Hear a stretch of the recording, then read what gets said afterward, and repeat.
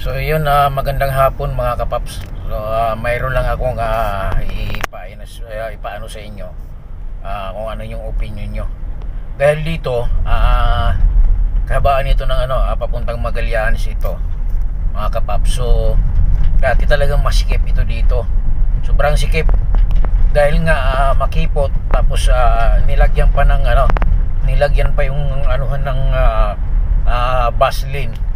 So simula nung tinanggal yung bus lane, so lumuwag na siya. Hindi na nagkakaroon ng traffic.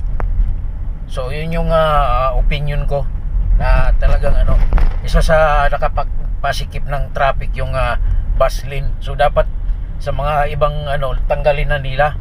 So katulad nito, yan di ba? Dati talagang dito, talagang siksikan. Yan yung papuntang papuntang Magallanes ito.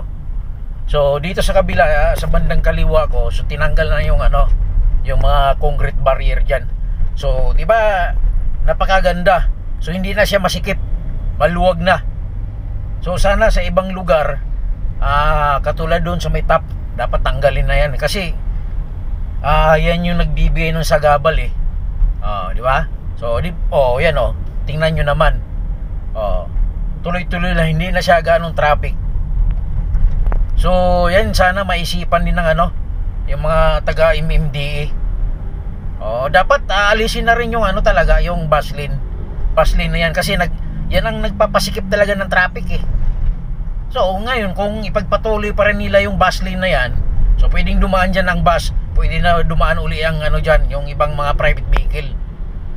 Diba? Yung opinion ko lang yan, ha? Kung sa tingin nyo pangpaluwag sa kalsada, kasi masyadong makipot yung kalsada natin. So talagang wala nang solusyon. So kailangan na nagkaroon ng concrete barrier yan, dahil nga doon sa sa mga nakaraan na dumaan tayo ng ng pandemic. So yun, isa sa dahilan yun. So kumunti ang mga sasakyan. So yung mga kapaps, yung color coding na yun, wala. Hindi pa rin valid yan. So dito man sa dito sa bandang top na to, ito lagi talaga nagkaka-traffic talaga dito, kahit walang concrete barrier yan. Alam niyo kung bakit? May isang dahilan din yan. Imbes na mag-assist ng traffic yung mga MMDA natin, so nag-aabang sila dito sa bandang kaliwa, doon sa may mayroong emergency B. So doon sila nag-aabang. Pag mayroong kunting nagkakamali, yun, huli ka. So yun yung dahilan. Kaya nga tinatawag ng traffic enforcer, kasi sa traffic, ang nangyayari kasi nag-aabang lang para makapanghuli. Di ba? So isa rin yan sa problema din. So ino-open ko lang, baka naman magising yung gobyerno natin, yung mga humahawak sa traffic enforcer, yung MMDA na yan, yung city LGUs yan, di ba? So yun lang dapat ang ayan, sa Ruas Boulevard ganun din. Yan yung isang problema din. Mayroong isang stoplight doon. Nag-aabang yung mga doon, yung mga traffic enforcer na dapat bago mag-stoplight doon sila kaso after stoplight doon sila nag-aabang.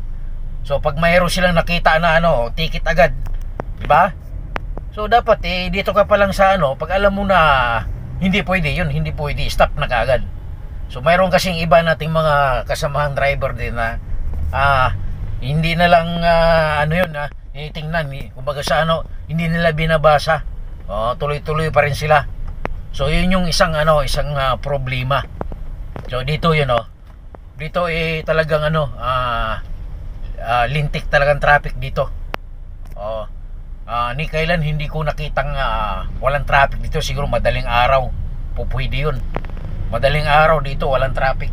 Pero mga ganitong oras, tanghali mga kapaps, nako, asahan nyo na yan, sobrang traffic. Yan tingnan nyo naman, kasi labasan ng mga truck, mga ibang sasakyan, mga private vehicle yan, taxi, o kanang ano pa. So yun ha. So inano ko lang naman, sinasabi ko lang ito na baka sakaling makakatulong. Kahit wala mang kakwenta-kwenta yung mga sinasabi natin, so at least makakatulong, di ba? Okay, hanggang dito na lang aking vlog. Sana makaabot ito doon sa sa mga ng mga traffic enforcer. Okay, bye bye.